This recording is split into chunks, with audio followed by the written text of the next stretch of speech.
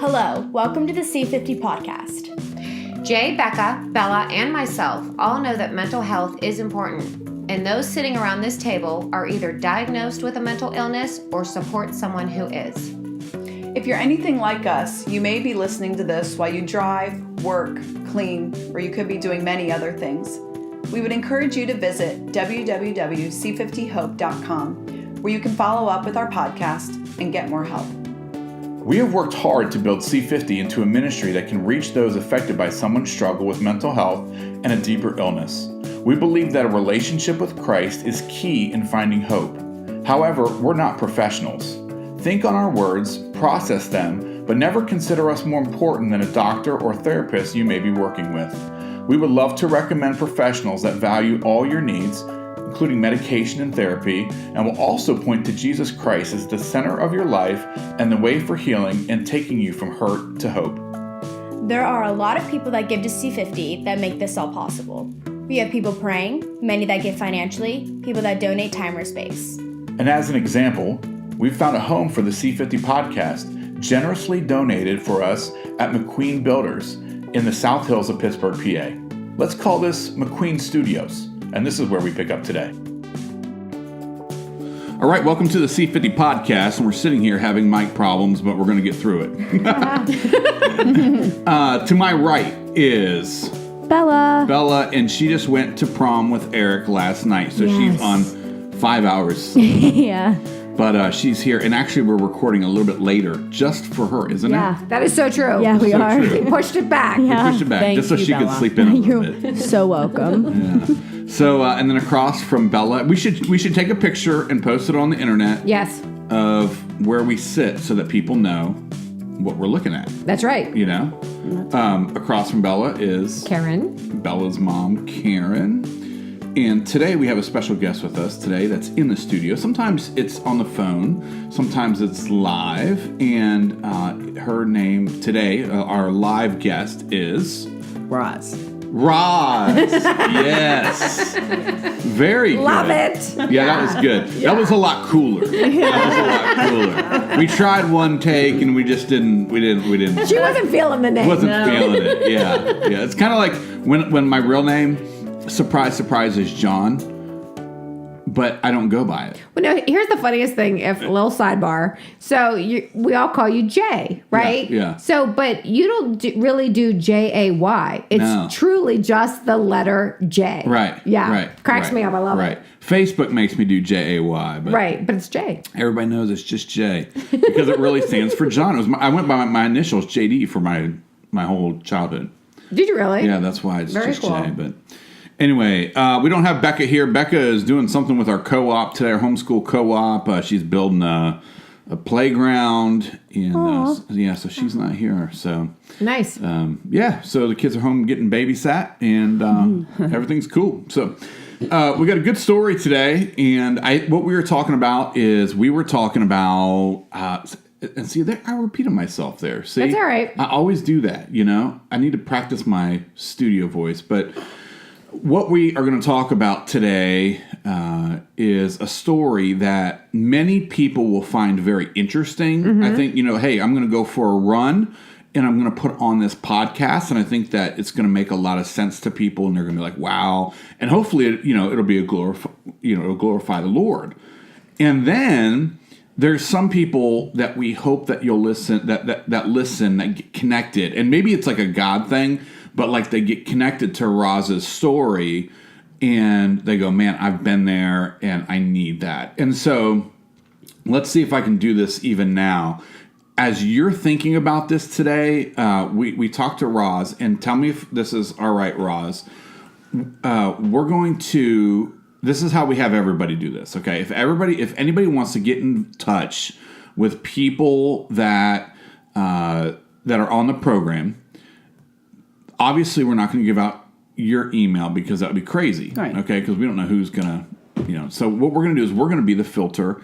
And so if you want to talk to Roz, then send an email to c50hope@gmail.com.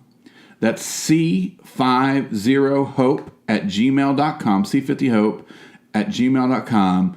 And then you can type out your question for Roz and ask her anything, and we'll at least forward it to her, and whatever she feels comfortable with or whatever she can answer, then she will, and we'll just go from there. So we'll be the in between filter there. So anyway, let's get right into the story. And Karen, we should say too that this is someone that is connected to you, right? So for everybody out there listening, and some people listening may already know this, but Roz is my sister-in-law. Yes, so she is Ray's sister. So we are so excited. And I'm going to be straight up honest. I was a little nervous to ask you to come on and tell your story because I wasn't sure if you wanted to share and how you felt about it. But I am absolutely thrilled that you're here today because I feel like there's going to be so many people out there listening that you're going to really help. Thank you. Yeah, you're really going to help. So to kind of like just let's get at it. So, but let's start kind of back at the beginning. Right. Because obviously C50, as everybody knows, it's all about mental health and our various struggles with that. So let's go back to your childhood and take us back to maybe like what growing up was like for you. So, I had a good childhood growing up. Mother and father married through their whole life. Brother and sister. I have an older sister and an older brother. Older crazy brother. 6 and 7 years ahead of me. 6 and 7 years older than me. So when I grew up, we moved onto a house on this hill that my dad built, which we loved. But it was more of like I had no neighbors. Were you in Pittsburgh? Is this Pittsburgh area? Yeah, this is in Cecil. Oh, okay. Cecil, Pennsylvania. Okay. So it was, with my brother and sister being so much older, I don't remember a lot of them being around. I do remember them fighting a lot. So did you feel isolated? Is that kind of what you're getting at? I guess so. More of like a loner, more of like an only child, I guess you would say. Because they were so much older and you really weren't in a neighborhood. I couldn't connect with them. Right. Exactly. Actually, I did talk to my dad about that. He said that I was talking to him about your story, and he was like, I wasn't around. He was like, I was at college when a lot of this was happening. Right. So, yeah. Yeah. Or even growing up, he had his sports, and I believe my dad, would coach his pony leagues and stuff like that. But, so he really wasn't around. And I guess by the time it got to me, I think my mom was tired from them too. They were difficult. So, but you struggle with anxiety though. I did struggle. Well, as far as feelings and stuff go, and looking back on it, I was a very insecure little girl. I always wanted to fit in. Right. If the certain group of girls in school would, not like me, then I'd move on to I had a lot of friends. I find that, I fit in anywhere because I wanted to be. So you kind of molded yourself into whatever group you wanted to fit in with. Yes, with those. Yeah, it was the feelings of the insecurity and, that's what I had. Right. Okay. So any group that you were with or any type of friends that you were hanging out with, you made yourself kind of become just like them while you were with them. Of course, I always wanted to hang out with a popular crowd. That's where I wanted to be. So, I wanted to be anywhere but in me, I guess. Wow. Okay. Yeah. Anywhere in me. Anywhere but in me. Anywhere but in me. Yeah. That's a cool That's line. deep. Yeah. I love that. Okay. Very good. So this is in Cecil. You're growing up in Pittsburgh area. That's the Pittsburgh area. Right. Mm-hmm. Okay. So and you got two brothers. One older sister, one older brother. Oh, okay, right. Brother. I'm sorry. So part of Roz's story that we're going to get to, it's like all these things add up, and that's the thing about mental health that we want to say right off the bat is, and we focus a lot on mental illness because Bella and I, have the illness and things like that. And so that's like really like the core and really specific. But mental health is a big deal. And if your mental health is not there, whether you're in first grade, struggling with school, or you're 85 struggling with something else, Right. If your mental health is not there, it can cause other problems, right? And so that's what we're going to get into today, coping mechanism. Correct. And things like that. So I just want to, before we start going, like getting back into first grade and things like that, those things all add up. Correct. Okay. Right. And I do want to add on to that and say, through a lot of those insecurities, I never talked to anybody about them. So you kept everything inside. Right. So I never talked. I never, said to my best friend, "Gosh, I wish I was just like you." I never told my mother. I didn't tell my best friends. I kept everything inside, which is a horrible thing to do. Right. So you just never felt comfortable in your own skin with who. And I never talked about it. Right. So let's jump ahead a little bit. So you obviously have all these different insecure feelings. You're not feeling good about yourself. You have these anxious thoughts, and you're now a teenager, right? Yes. So for the first time, you found something, if you will, that made you feel better about yourself. So let's talk about that. Growing up, we laughed before this. We did have a keg in our house. Yeah. So my environment growing up In the living room. It was in the family room. Mm-hmm. Next to my dad's couch. Did he have to get up? Probably not. No, he had to get up. Sometimes he would make us get it. Oh, okay. Like, I'm just wondering if it was like right by the couch and you could just sit there. No. Okay. It was that close, but not an arm length. Okay, yeah. Anyway. No, we have pictures. We'll put one up on the internet. There is one up on Facebook. It's in behind us. I'll show it to you. Anyway, so, growing up, our environment, there was always alcohol. Mm-hmm. And it's not like everybody was always getting crazy drunk. It was not like that at all. It was more like a social beverage, I thought. Right. So you didn't see it as a potential problem because you grew up with it. You were surrounded by it all the time. Right. It was no big deal. It was also my father's daily beverage. Right. Mm-hmm. And, I didn't see him sitting there pounding beers, but he would steadily drink it all day long. Right. So say like somebody drinking water or iced tea all day, or your mom would drink coffee all day, he would drink beer all day. Right. Correct. Right. But he was functioning. He was functioning. Right. Oh, yeah. Completely. Mm-hmm. Right. Yeah. Yes. So, it wasn't like, oh, alcohol, I'm going to go do that. It was like, when can I get my hands on something, Mm-hmm. And when I was 15, I was in high school.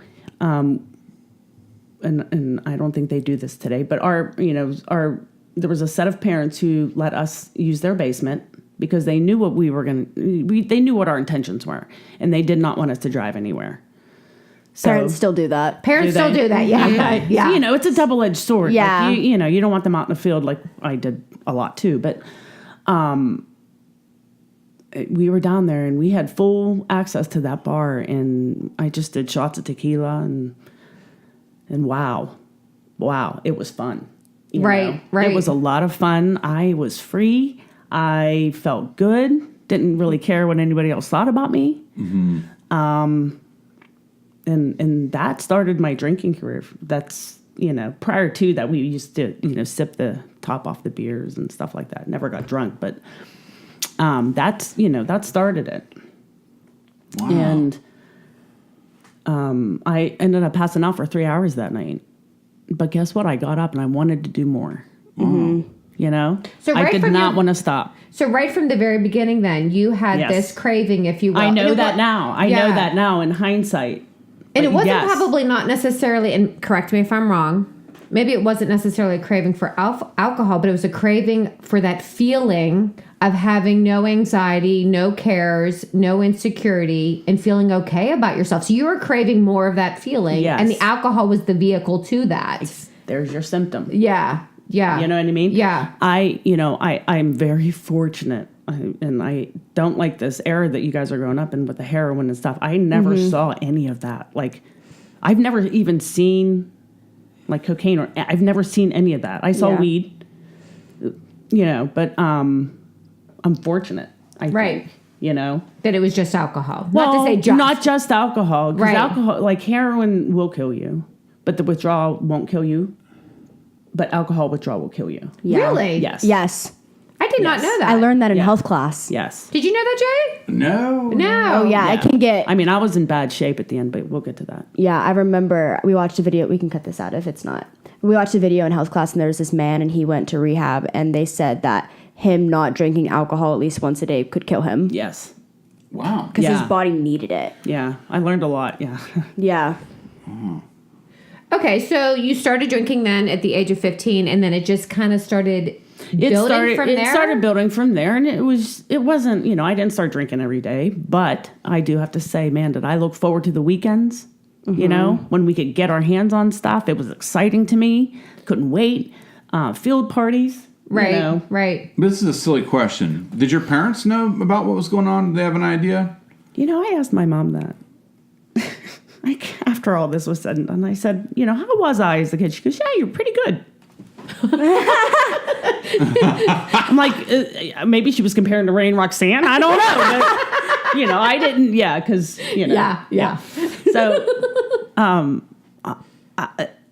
don't know. I don't know if they thought also it was normal. You know what I mean? Like, that's just what kids did. That's what kids did. Yeah. Yeah. Were you... So she must have thought that you were you getting good grades and... Yeah, I was a straight A student. Yeah, okay, okay. And we'll get to that at the end, too. Okay. At the end of my high school career. So let's jump ahead a little bit then in your teenage years. So you're feeling good, and then what happened? Okay, so, I'm on the dance team, and we're partying every weekend. Football games go out after, blah, blah, blah. So, it wasn't a daily thing or anything like that. Gosh, I do remember doing a shot during study hall. What? Yeah. That only happened one time, though. That was a senior in high school. This is when it all started going downhill. So I used to mix orange juice and liquor and bring it to school. Did you really? Really? And keep it in my locker. Yeah. Not very much, but... Well, that's all right, yeah. Well, not it's all right. But... Wasn't that much. Yeah. So you got hooked up with a guy, though. Okay, so 15 years old, I was dating a guy when I first got drunk, and then I ended up breaking up with him because I think he was too nice to me. Like, there was no challenge. I don't know what's wrong with me, see? You know what I mean? So, I actually found someone who really liked me, and he was just too much. I don't know what was wrong. Anyway, so I hooked up with a guy when I was a senior in high school, and I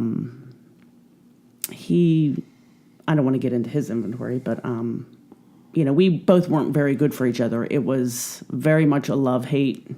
He would really blame me for things that I wasn't doing. And later on, I found out he was doing those things. So it was like he was trying to blame me for doing those things to make himself feel better for doing what he was doing. So it was kind of, would you say it was a mentally abusive relationship? Yes. Yeah.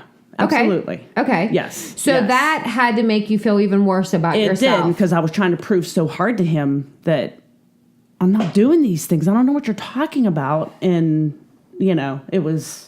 Yeah, it was very, very... So at this point... Not right. Mental health-wise, are you realizing that at this point, are you saying, you know what? I'm not thinking straight. Something's not right here. This isn't okay, what I'm doing. Nope. You thought, I'm good. I'm in it. I am in it to win it, right? Right. I'm not even thinking about any of that. You probably thought that it was all girls thought like that. It was normal. It was, it was... I was going through my own stuff, you know? Didn't even cross your mind that it was a bad way of thinking. Yeah. No, not at all. And my girlfriends actually tried to tell me. And I wouldn't listen to them because I was so focused on him. Tell you about your boyfriend? Okay, that it wasn't healthy. Yeah. And I wouldn't listen. All right, so let's take it from there. So what happened from there? So my senior year, that started that, and so by the end of my 11th grade year, I was tied for valedictorian out of 14 people. And at the end of my senior year, I got 14th place because You kind of fell apart, basically. Oh yeah, I had 2 AP courses in high school. I mean, at that point, I was like... Was that because of the drinking or because how you felt about yourself and like the whole you were kind of going into? Well, obviously, it was all about me and what was going on. But I had this boyfriend that I was so focused on trying to prove to him that I was worthy.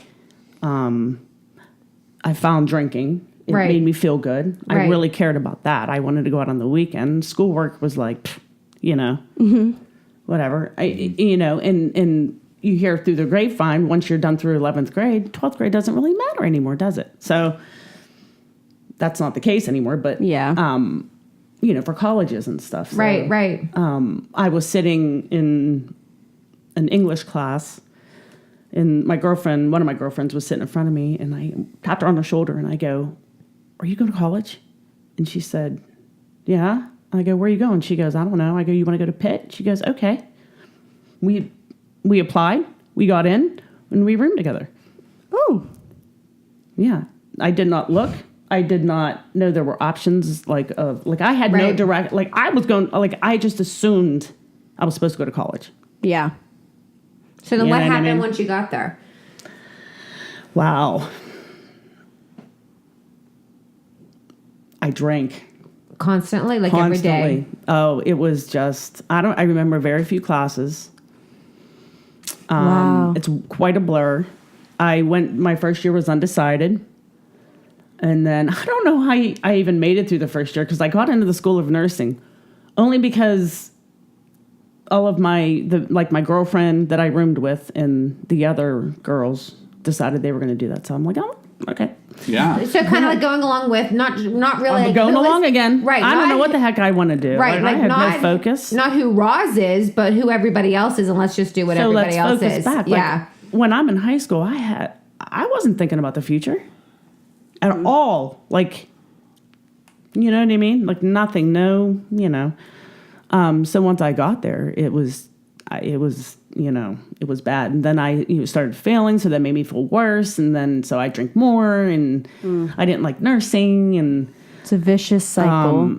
It was a very vicious cycle. And I remember you just remember things. I remember driving home after 2.5 years of college and failing. And I remember where I was driving, going home, and I went home and I told my parents. That was the first honest decision I could ever made in my life. Right. Okay, so in the notes that I have at the end of the college years, it says, "Grace of God, I got the nerve to tell my parents college wasn't working for me." That was a God moment for me. Okay, so looking back, because let's talk about that, because that's one of the things we haven't talked about yet, and is obviously the core passion of all of us. Is where were you with the Lord growing up as a family and through school? Yeah. Well, my mother was very much a Catholic. She was a fearful Catholic. So, we did church every Sunday. To me, growing up, it was, I didn't really pay attention into CCD. It was more of being educated about it and not really what it's all about, Kind of like a history class. Kind of like a history class. Right. Yeah. It's hard to I think, embed in children what the Holy Spirit is or the spirituality is and stuff like that, if, like I said, for me, it was just education. And by the time, Christ, Jesus wasn't even near, my radar. I knew he was there. I knew he was there because they told me he was there. Right. You know what I mean? But, it would be, and then you'd get resentful because, why are you doing this to me? Why are you putting me through this? Why? What's going on? And it would be resentments, against him. But prior to me getting into recovery, I never had a spiritual. I didn't even know what that was. I didn't know what that meant. My very first day into my recovery, I still didn't know what that meant. I do now, which is an amazing thing, but I do now. But I didn't have that. I didn't have that growing up. Okay, that dependency. So that wasn't. So you were involved, but you didn't really get it. It wasn't really part of your life. Okay. Right. It wasn't like a relationship thing. Now, I colored in the pews when we went to church. Yeah. Right. Okay. So at this point, when you say the grace of God, you're not in that moment going, okay, God. No, that was my writing today. That's your writing from today of where you have been through your recovery of you going, and I have found Jesus Christ as my Lord and Savior. Yes. So, and you're seeing all these things come together. So Yes. that's one of the things that you see, that God was part of your journey. That's Absolutely. That's really cool, and that's what we need to point out. Absolutely. With what's going on, is God had a plan. He's working. Okay, he's there. You call them God winks. What's that? God winks. God wings. God winks. Oh, God winks. Winks. It's like, God wings. What? I like No, we call them God winks. There you go. That's cool. That's cool. That's very cool. Yeah. So God was winking at you. Very good. Yeah. Okay. Very good. So let's go from your life started to change in I guess after those 2 years of school, or 2.5 years of school at Pitt. Tell me what you did after that. All right. So my girlfriend, the one who I tapped on the shoulder, and okay. So we and her and my other girlfriend, we decided to get an apartment together for a year. So they also quit, like dropped out of school? No. Oh, okay. No. It's just you just dropped out of school. I dropped out of school and I Okay. got a job. Because I knew that's what I had to do, Mm-hmm. I actually got a job at a medical center down in Bridgeville. Okay. For 6 months, and then ironically, and I'll go back to the apartment, but ironically, 6 months later, that boyfriend who he broke up with me, how dare he? Right. My second year of college. I was so mad. Ironically, his uncle gave me a call and offered me a job at his business. Oh. And I went and interviewed, and it was like something I really, really loved. I loved it. It was at a mail house, and I was a customer support rep, and I really moved my way up in the company. So that's a testament to find something you love, because then you'll exceed it. But you started like feeling good about yourself because my job, yeah. Right, because you had this job that you absolutely loved. Right. But this year of 1994 was a year of, I'm on my own. I'm living with my two girlfriends. Mm-hmm. They both had boyfriends, and I had nobody. And it was an everyday party. Okay. Yeah, it was, I wouldn't get up and drink at that point, but every night. Absolutely. Every night we were doing something. Even if my people at work like to drink, go out and have drinks and stuff after work. And I worked in Cranberry. Right. And we got an apartment in Canonsburg. So I would drive from a bar all the way down to Canonsburg. Oh, wow. After that, and then go out. After that, and then go to work the next day. I was functioning. Wow. Okay. It was... And for you, this was truly just the alcohol end of it just really made you forget about everything you had going on and made you feel better about yourself. I did have a job that I loved, but I'm watching my girlfriends with their boyfriends constantly day in, day out, because they're always there. I just felt empty. I felt empty. And the only time you felt good was when you were drinking. Mm-hmm. So that's why you constantly... it made me feel good, but it took that emptiness away. Yeah. Uh-huh. It made you feel whole. Yes. Interesting. That's like a whole podcast we could do about how coping mechanisms fill voids, right? Yes. It's very interesting. Okay. So 94 was a party year. You moved back in with your parents in 1995. I did. And I'm just moving us along because... No, that's good. We're going to get to the good stuff. Yeah. Like so today. You meet Rob. I do. I met Rob don't at know a bar. who Rob is. But you met him. It says it on the paper. So, who's Rob? So 1995... ironically, I met him 1993, Thanksgiving Eve. He was on leave from the military. Okay. And we danced, and that was it. And then 2 years later, same night, Thanksgiving Eve, he was actually out of the military, and we met again, and it's been history ever since. So we met in a bar. For his first words, "You want a shot?"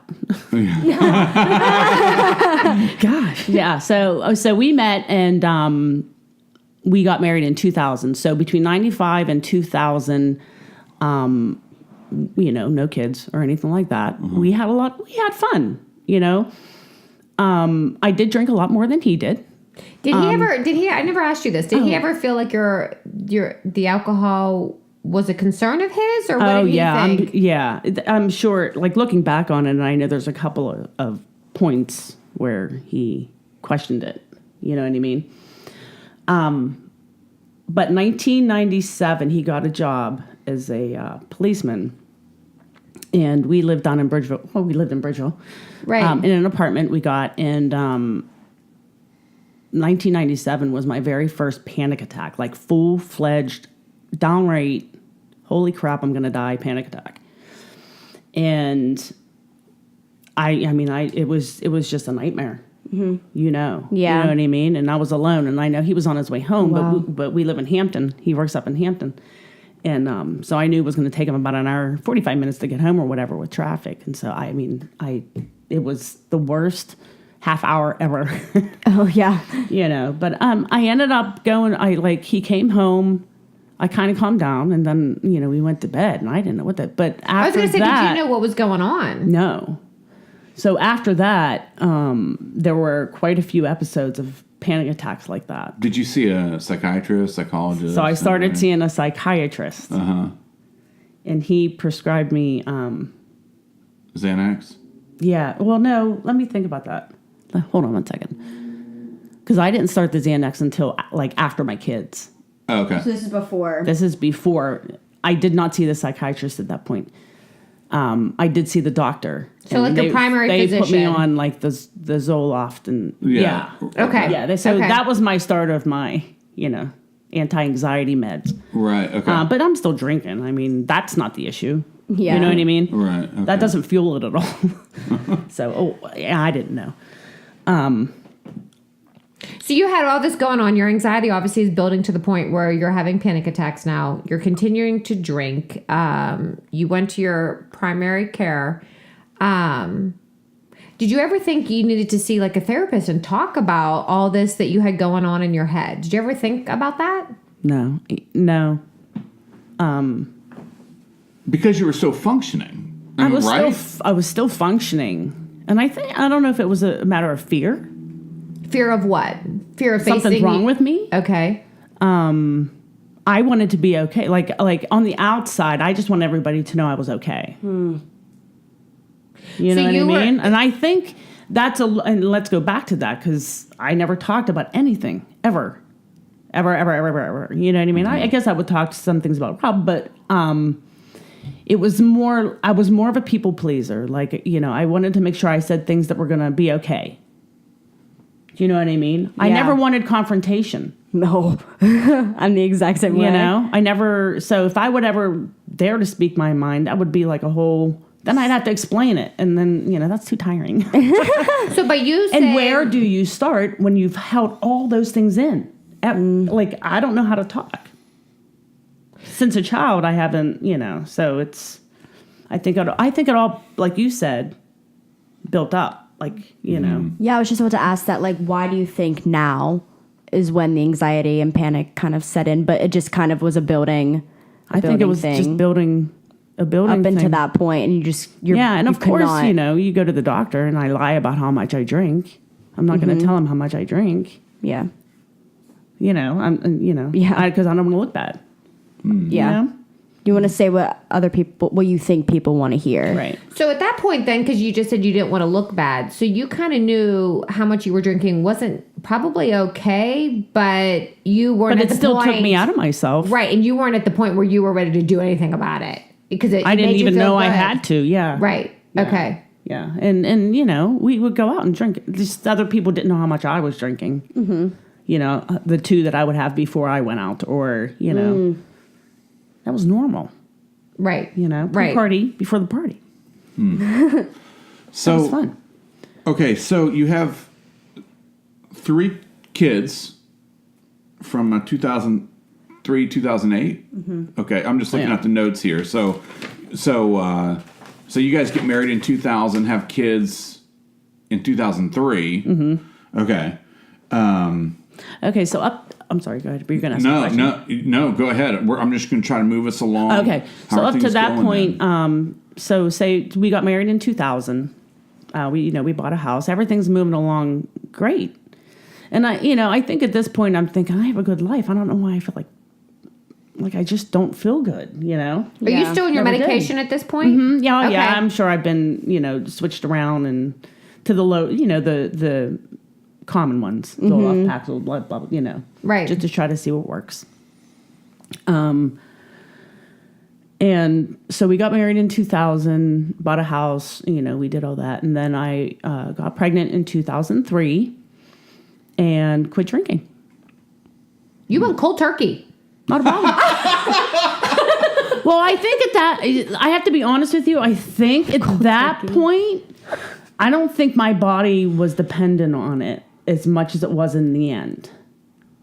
When I started to really hammer it down. Really? You don't think your body was dependent upon it at that point yet? Yeah. I mean, I quit. Or whatever. Maybe it was. And I quit drinking. Went cold turkey. Quit drinking. Quit or maybe smoking. it was just purely by the grace of God. You're like, I'm pregnant now. And I've heard that a lot from women that I've talked to. When they get pregnant, everything went away. And it was the idea, like for me, it was the idea of, God, I have this thing in me and I take care of it. The only way, right? And the only way to take care of it is to not put garbage in my system. Yeah. Okay. So that kind of took away the took it urge. away. Yeah. And it so was interesting. fine. Because it's funny, And I was like like that with all three.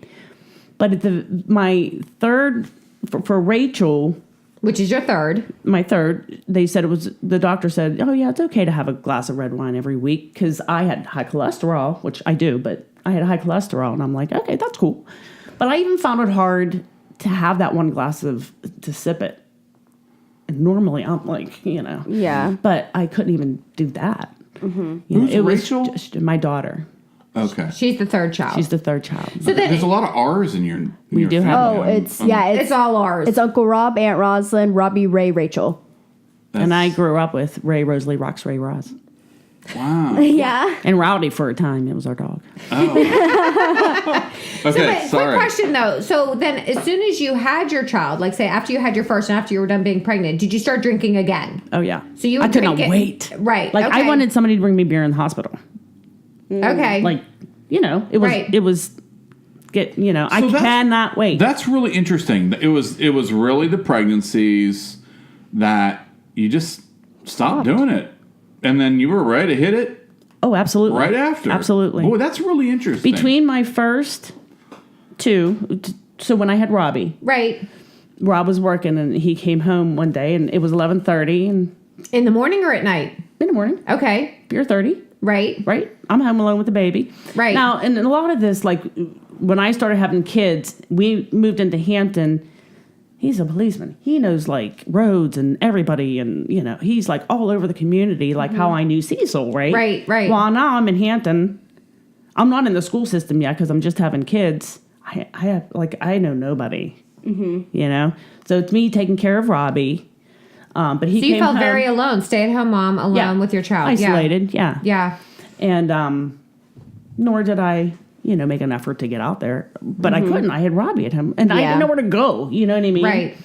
So I remember him coming over at 11:30 for lunch, and I had a beer. He's like, "What are you doing?" I'm like, "It's 11:30." Back to my dad, it's 11:30. Yeah. There you go. I'm like, I didn't think there was a problem with it.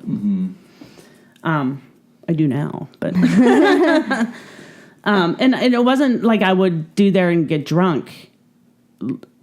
It would just be an all day, like my dad. Right. That was your drink. Yeah. Right. So where were you mentally after the kids and whatnot? Was it just again? I was I was not outward. I was inward. Sorry, Okay. I was inward. So it seems like there's like this weird thing with you and alcohol that like you drank a lot, but you were able to make it. But then there was also a lot of stuff that you were burying and whatnot. Absolutely. So I just don't operate that way. I'm like.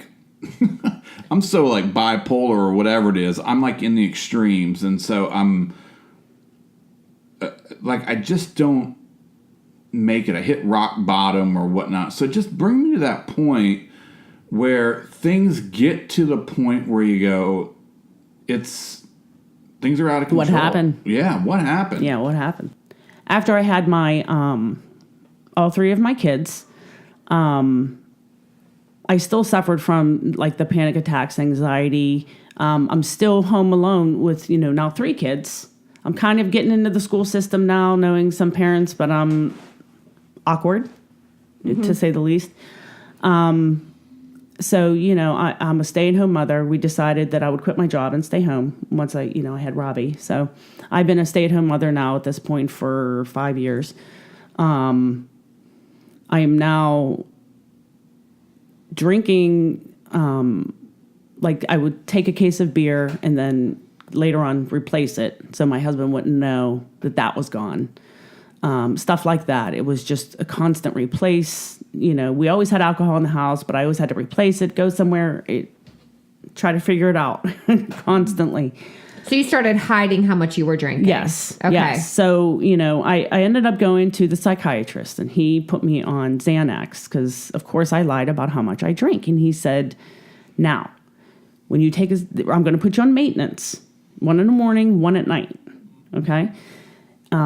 If you drink a beer, you will get trashed.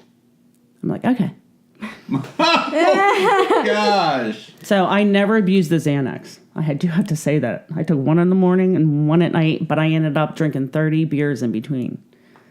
During the day? During the day. You would drink 30 beers a day. Yeah. I never 30 knew pack. that. Oh, wow. Like I'd have to get up in the morning, and and I believe like after the kids, and then I wasn't home. I think that's when my threshold for dependency, my physical dependency started. Yeah. Right. Because then I would get up in the morning, and just to get through the morning, I would have to drink 2 beers, like down them. So at this point, you're hiding this from Rob, your Trying. husband. So he The best I has can. no clue that you're drinking this much. Not this much. That's a lot of beer. Yeah, it is. Yeah. Yeah. And that was each day? Each day. Wow.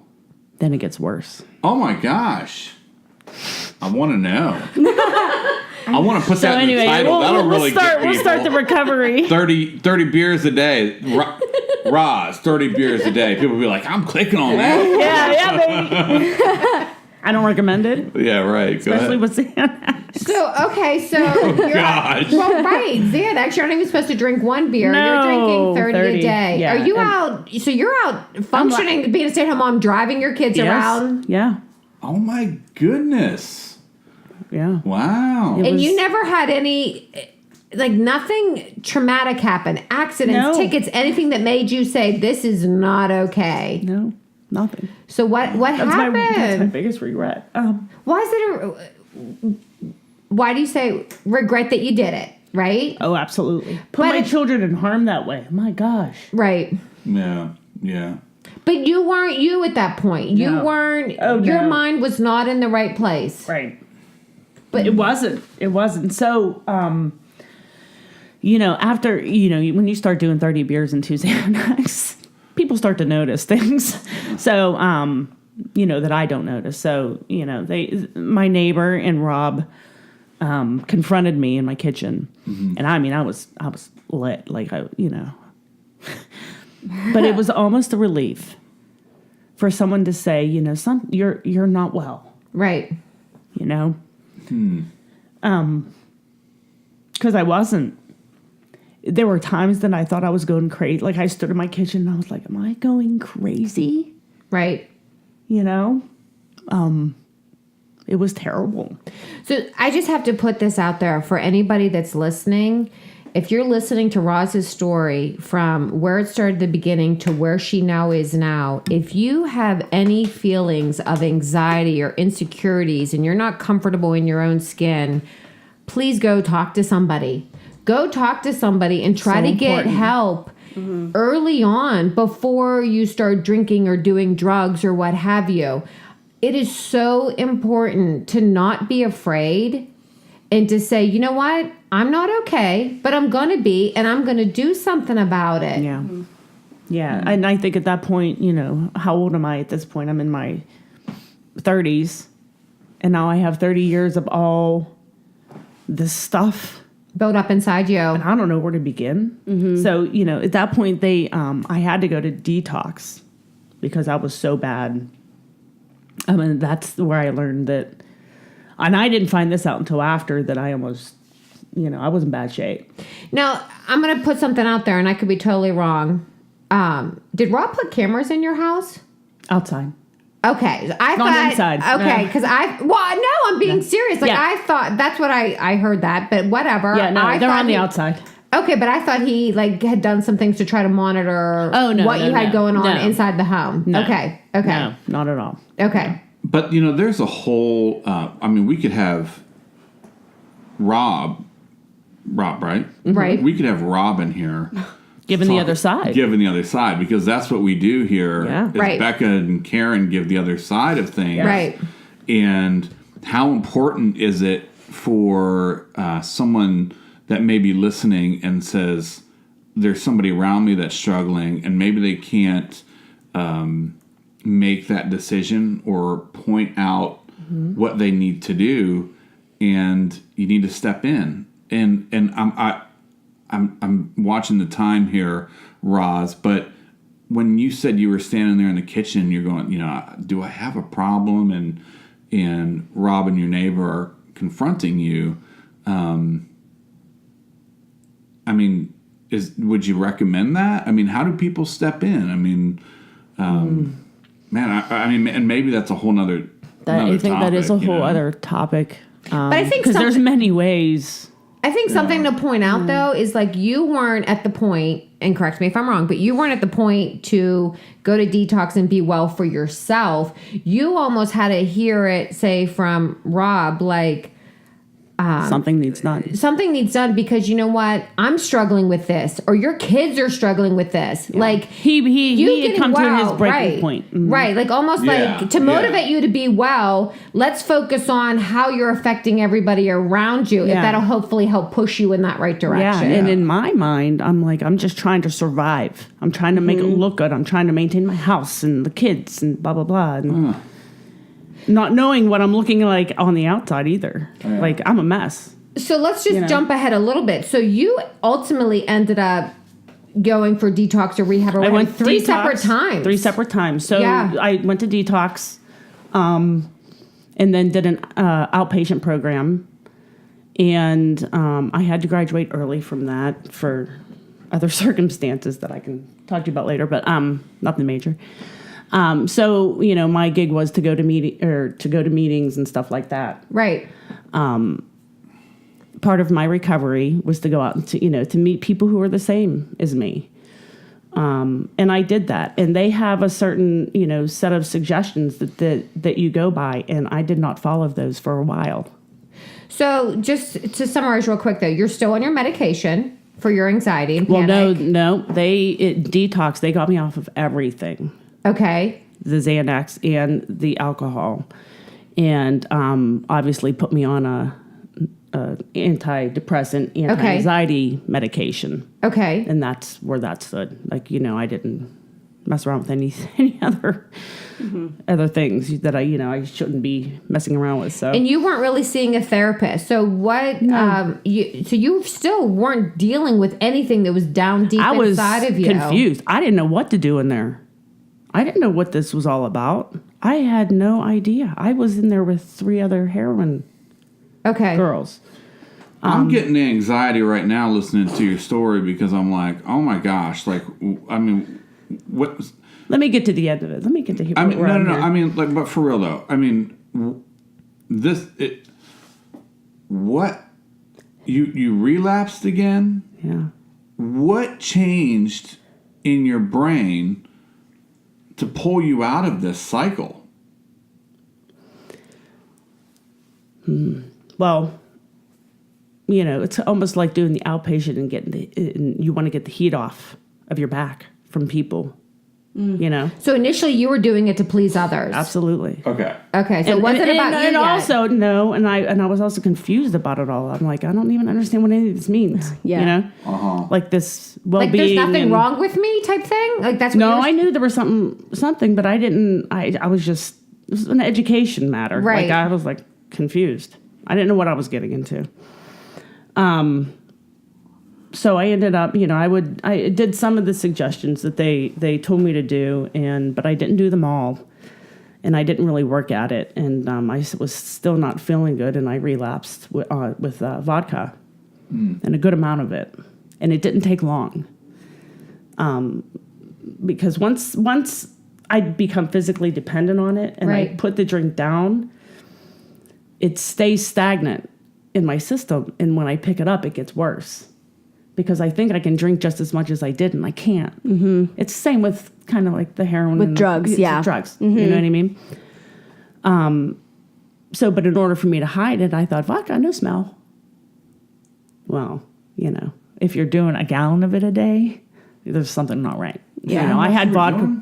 By the end of it, it took me how long? About 6 months. So within 6 months, you were up to drinking a gallon of vodka a day. Roz, that's a lot. Yeah, there were vodka bottles hid all over my bedroom. And Rob never found anything? Well, December 30th, like they knew something obviously was going on. I remember my neighbor throwing my plastic vodka bottle at me across the living room. Yeah. And I started laughing. Like, I didn't know what to do. I was so hammered. You know what I mean? Right. So I went into my first inpatient. Yeah. I remember that. Yeah. I got out 10 days later because I told them I needed to take care of my kids. I couldn't be away from them. Oh, so I got out. Inpatient's the worst. That's tough. Oh, I loved it. You loved it? Okay. So then why did you want to get out if you loved it? Well, my second one.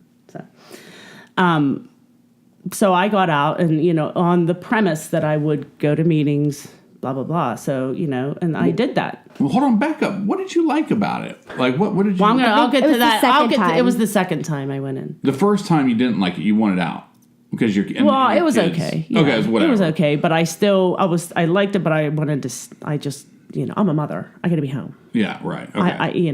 Life doesn't go on without me at home. Right. Right? So then you relapse. So after I got out of there, on the premise that I would go to meetings, and I did, and I still did not take all of the suggestions they were telling me, my friends were telling me to do. Mm-hmm. And I ended up relapsing again, and it was with not a very pretty substance. It was with mouthwash. Oh. Yeah. So, yeah, I was drinking gallons of mouthwash. Because of the alcohol in it? Mm-hmm. You know what? One time we went on a missions trip, and I told kids that you could get drunk. No, this was not when I was a youth pastor. I told my friends that you Let's hope not, Jay. You could, get drunk. It had alcohol in it, and they crushed that bottle on the missions trip one night. Trying to get drunk. Yeah, that was bad news. It works. But yeah, I does it really? That is a... Okay, we obviously are not... Anybody out there listening, obviously, do not try this at home. No. It was just, So that was like mouthwash. Somehow you found out there was alcohol content in that. And I found out about it in rehab, yeah. You found out... Nice. Of course, you find out a lot of things. Right. So, but then you thought this was easy to hide from my family Absolutely. and my friends. Yeah. So you started drinking mouthwash every day. Mm-hmm. Wow. And then Rob found it in my purse. And that's when, that's, I think, another God wink. Yeah. He came to me and said, "What are you doing?" Like mouthwash? Yeah. You know what I mean? That's kind of low. I think at that point, right. that was my bottom, and I think I'd given up. I was like, I'm done. Like, this is so exhausting. You know what I mean? Like, it was exhausting. So I went in and I told him, keep me as long as you can. And that's when I loved it. I ended up being the mayor. I was the mayor in rehab. Okay. I was in there for 21 days, and I really did it for me this time. Like, I really wanted to get out of this. And this is where, my connection with Jesus was starting, and my relationship was starting to come back. Okay. For sure. Tell us about it. So part of my program is, not part of it. The main part of the program is your spirituality, and and it all comes with this higher power that I believe is Jesus Christ. Right. And from all of that knowledge I got growing up, I knew he was there. But going through this rehab and going back to these meetings and doing all of the suggestions, and let me tell you, the suggestions are, finding your finding your spirituality. It's more like a design for a living, and you do all of them, and it totally changes yourself. So my relationship today, it's not a morning I don't get up and I say, this is all it is. Thank you. Your will be done today, not mine. Let us get through whatever we can get, whatever happens today. And then at the end of the day, God, I thank him. Thanks for this day. And I got to go back to the have and get, but, and I do that every morning and every night, even if I don't mean it that day, because it's all him. It's all him. Yeah. And I don't know at what point, and I can't explain it, but when I finally decided to do this for me, or it was time to do it for me, something changed. Something changed with the help of my friends who, are seasoned in this kind of thing. Helped me talk, helped me understand that we as humans are set up, that I believe we're set up to be happy. We have to get it out. It has to come out of our brain and out of our mouth to be happy. You know what I mean? Even if you don't want to. You can't hold everything in. No. It weighs you down. Yes. It's very much a powerful way down. So, and I work on that during the day, and it's a daily reprieve on my spirituality with Jesus. Mm-hmm. So that's the first thing. So if there's something happens like during the day, I can say, okay, this happened for a reason. I know it happened for a reason. Let's get through this. What are we supposed to do here? You know what I mean? Instead of me, drama, and it's helped me with my kids and teaching them. I can hopefully teach them about the spirituality, hopefully, because, they're kids. You're still, the brains are different widely. I think you don't fully grasp till you're 26 or something. I've learned a lot. Yeah. Trying to figure it out still. Yeah. I mean, it takes a year, I think, for your brains and the neurons to fire properly after, stopping drinking for a year. Mm-hmm. You know what I mean? So that made a difference. The first year, after the first year. How many years has it been since your last drink? It's 5.5, 5 3/4. That's awesome, Roz. Yeah, it's and like I said, it's a daily contingent relationship with Jesus, with my higher power, who I call Jesus. Right. So, Roz, I got one more question for you, and it's one that we like to ask our guests, and the question is, who is Jesus Christ to you after everything you've experienced in your life? Mm-hmm. Jesus Christ to me is number one, because without him, I wouldn't be sitting right here. Really, none of us would, He's the one I look to every morning and the one I thank every night. He made the trees, he made the grass. I always remember that, and what a beautiful life we have. Right. I look around and you see other people who don't have that connection, and I pray for them. I truly pray for them. I mean, we're taught that, pray for them if they're don't have that relationship with Jesus. He is my number one, and he's the one I look to every day to get, to make me happy. And when I'm happy, I can work on making my family happy and do what I need to do. I know my purpose now. It's a good thing. Thanks for listening today. Again, we have tried hard to share truth authentically, and we hope that this has been a helpful time in your life. To reach us, donate, share your story, and give us feedback on how we can do a better job reaching people that are struggling. Please go to www.c50hope.com. We leave you with this. Now the Lord is the Spirit, and where the Spirit of the Lord is, there is freedom. 2 Corinthians 3:17. And remember, as Jack Miller said, you're far more loved than you ever dare imagine.